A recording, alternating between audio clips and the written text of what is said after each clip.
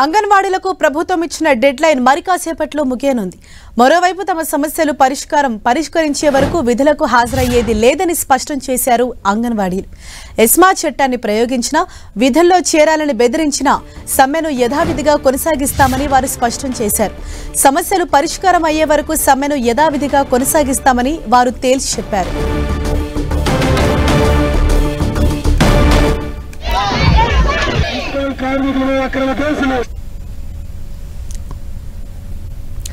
ఇదే విషయంపై మరింత సమాచారం మా ప్రతినిధి జయరాజ్ మనకు అందిస్తారు.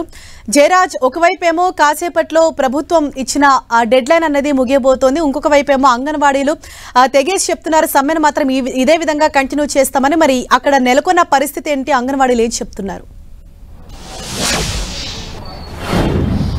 హరీష, గడిచిన 28 రోజులుగా అంగన్వాడీలు చేస్తున్న సమ్మెని కొనసాగించడానికే ఆ నాయకత్వం నిర్ణయించింది.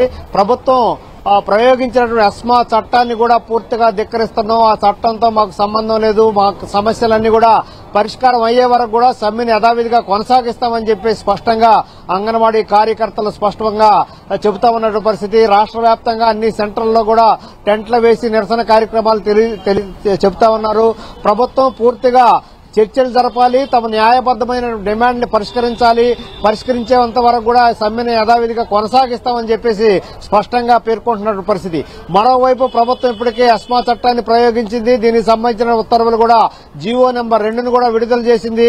ఈ రోజు సాయంత్రం 5 గంటలకల్లా సమ్మెలో ఉన్నటువంటి అంగన్వాడీలు సమ్మె విరమించి విధుల్లో చేరకపోతే చట్ట ప్రకారం అన్ని రకాల చర్యలు తీసుకుంటాము అని చెప్పేసి ప్రభుత్వం ఇప్పటికే అల్టిమేటం జారీ చేసిన పరిస్థితి.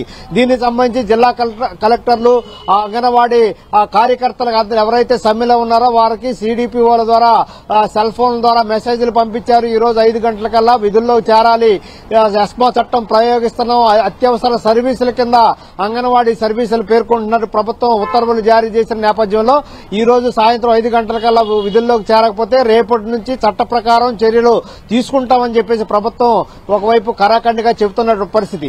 అయినప్పుడు కూడా ఎక్కడ కూడా అంగన్వాడీలు తగ్గడానికి సిద్ధంగా లేరు. న్యాయబద్దమైన సమస్యలు పరిష్కారం అయ్యే వరకు కూడా సమ్మెను యథావిధిగా కొనసాగిస్తాం, ఉద్యోగాలు తీసే అర్హత గాని ఎస్మా చట్టాన్ని ప్రయోగించే పరిస్థితులు గాని తమకు లేవు అనేదిగా అంగన్వాడీలు న్యాయబద్దమైన డిమాండ్ల సాధన కోసం పోరాటం చేస్తున్నారు. విధిలేని పరిస్థితుల్లోనే సమ్మెకు దిగారు.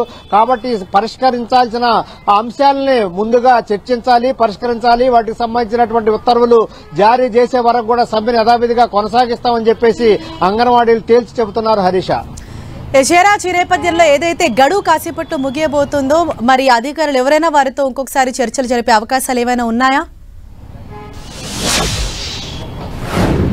ఇప్పటి వరకైతే ప్రభుత్వం చర్చలకి మరొకసారి పిలవలేదు. ఇప్పటికే దఫదఫాలుగా జరిగిన చర్చలన్నీ కూడా విఫలమైనటువంటి పరిస్థితి. అయితే ప్రభుత్వం అయితే వారికి చాలా ఉన్నటువంటి 13 సమస్యల్లో చాలా సమస్యలన్నీ కూడా పరిష్కరించాము, 1-2 అంశాలు మాత్రమే ఉన్నాయి, ఆ 1-2 అంశాలని కొద్ది రోజుల తర్వాత పరిష్కరిస్తాము, వాటిల్లో ఆర్థిక పరమైన అంశాలు ఉన్నాయి, ప్రస్తుతం ఉన్న పరిస్థితుల్లో వాటిని పరిష్కరించలేని వాతావరణం ఉంది. వచ్చే ప్రభుత్వం కూడా వైఎస్ఆర్ సిపి ప్రభుత్వం వస్తే ఆ ప్రభుత్వంలో ఇప్పుడు ఉన్నటువంటి పెండింగ్ లో ఏవైతే సమస్యలు ఉన్నాయో ఆ సమస్యలన్నీ కూడా అప్పుడు పరిష్కరిస్తామని చెప్పేసి బొత్స సత్యనారాయణ అదే మాట అన్నారు. ప్రభుత్వ సలహాదారులు సజ్జల రామకృష్ణారెడ్డి కూడా అదే మాట అన్నారు. అదే అంశం దగ్గర చర్చలన్నీ కూడా ఆగిపోయినటువంటి పరిస్థితి ఉంది. ఆ ప్రధానమైనటువంటి సమాన పనికి సమాన వేతనం, గ్రాట్యుటీ, పిఎఫ్, అదేవిధంగా ఈఎస్ఐ సదుపాయం కల్పించాలనేటటువంటి ప్రధానమైన డిమాండ్ల విషయంలో ప్రభుత్వం ఎటూ తేల్చకపోవడం వల్లే సమ్మె కొనసాగుతుందని చెప్పేసి అంగన్వాడీలు పేర్కొంటున్నటువంటి వాతావరణం. మరికొద్దిసేపట్లోనే డెడ్ లైన్ కూడా పూర్తవుతున్నటువంటి పరిస్థితి ఉంది.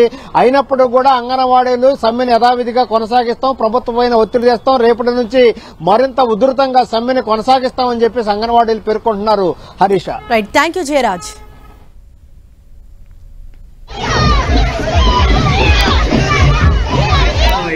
కనీసం 2,000 3,000